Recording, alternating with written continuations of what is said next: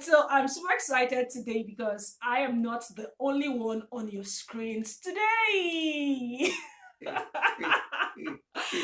Okay, yeah, welcome. I go by the name MacAnne, and in case you don't know how to spell, it is M to the A to the C to the A to the double N E.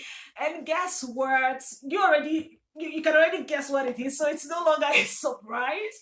I have the amazing, delectable, handsome, intelligent, outspoken, and charming Izik.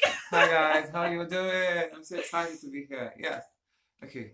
All right, so this is Izik. Izik is we were married some few weeks ago, and then we had to just call off the marriage. But then something happened, and then we needed to just be together for today.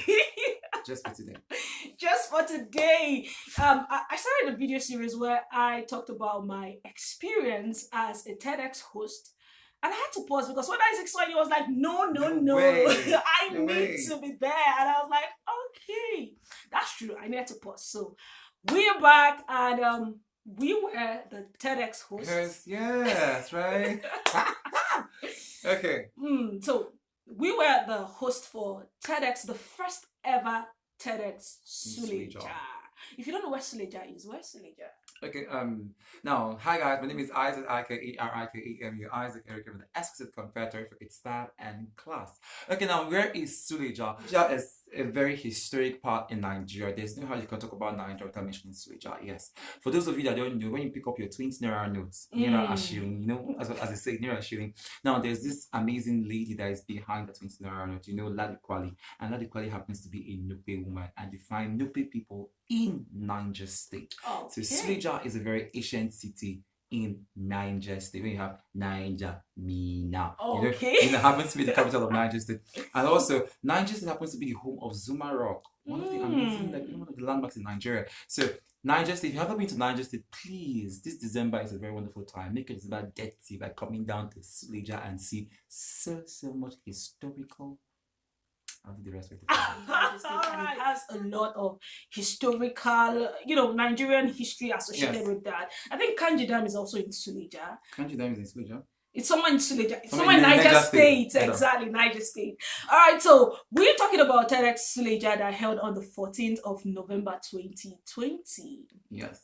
So how is it? Okay, for me, I think I should talk first because it was my first.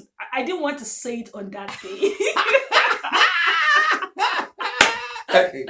I didn't want to say it on that day. I felt like, okay, maybe they'll feel like this girl should be incompetent. If she says it was her first physical TEDx, I said, maybe just reserve. There's some secrets you need to keep to yourself. Exactly. You have to be conservative. Learn our conservativeness. Learn it. Yes. So I didn't tell anyone, but it was my first physical TEDx event. I followed TEDx for years.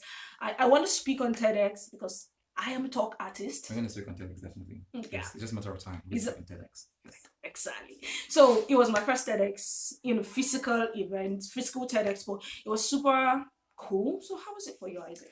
Wow. Oh my God. You see, I had to breathe there. Like, I had to breathe. Now, TEDx is definitely, if you know about TEDx, TEDx is always an amazing time to come and share ideas, to come and learn, relearn, and unlearn.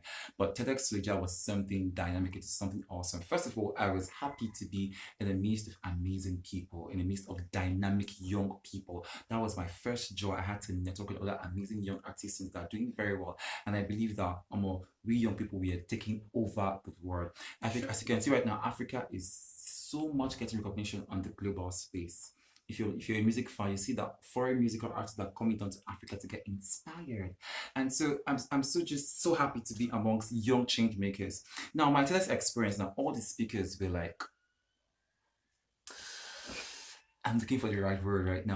I don't even know where to start from. Is it from Silent Kings, or from Lamide Johnson, or from Emmanuel Faith, or from Mustafa Bulama? And you know the words were just so coming in.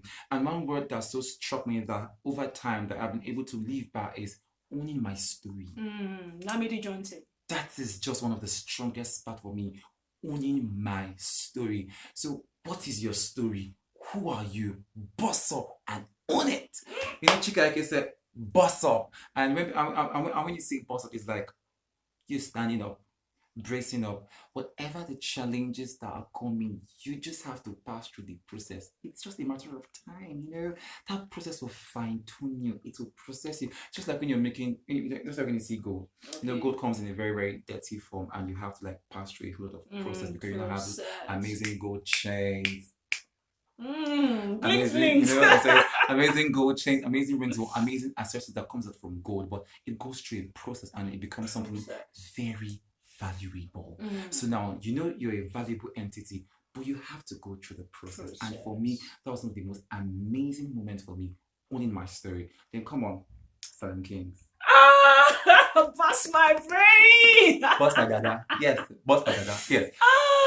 Silent Kings. Kingin on IG. God.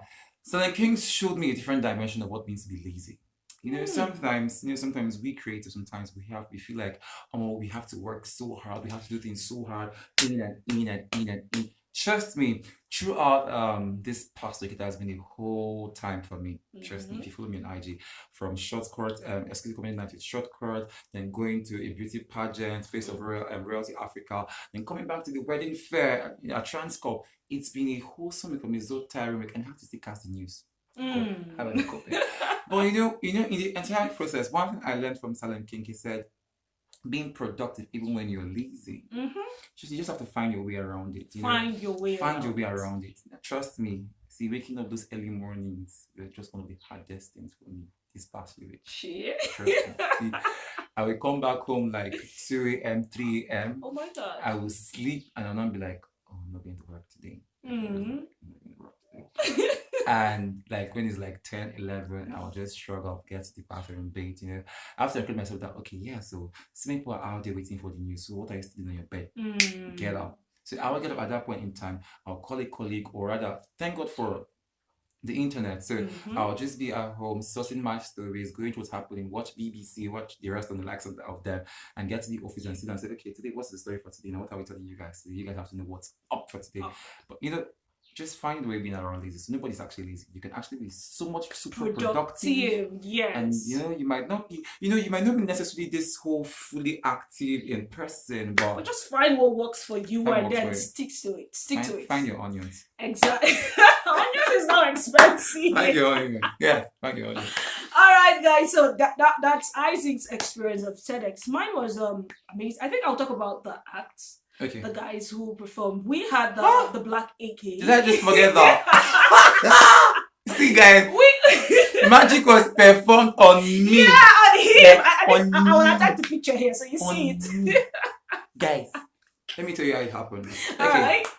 Prior before then, I had never met Black AK in my life. I had never seen real magic in my life. Same. And I just watched it on Nigerian. I mean, not Nigerian. Hollywood, American film. American film. Yes, American Idols. Yeah. Now, prior before that time, Black AK, I didn't even know Black AK had put it on his Instagram that he was coming to TEDx Suleja and he was going to have a wild guest. That somebody was going to pick an artist and the artist was going to be Davido and the person was going to pick, he had done these random things and posted online to be so sure that this is what he was going to do. And I was now the, let's say, victim. Scapegoat. No, or scapegoat. No. Okay, I have to be the privileged one. No.